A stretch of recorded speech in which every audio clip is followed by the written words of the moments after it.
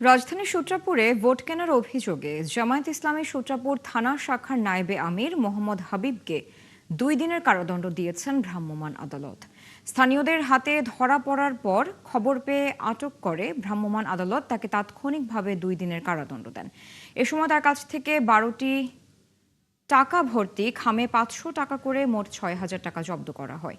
এদিকে সন্ধ্যায় সূত্রাপুরের KL jubilee school and কলেজের ভেতরে জামায়াতের 3 জন ঢোকাকে কেন্দ্র করে উত্তেজনা ছড়ায় এলাকাটিতে। খবর পেয়ে সেনাবাহিনী ও পুলিশ ঘটনাস্থলে এসে পরিস্থিতি নিয়ন্ত্রণে আনে।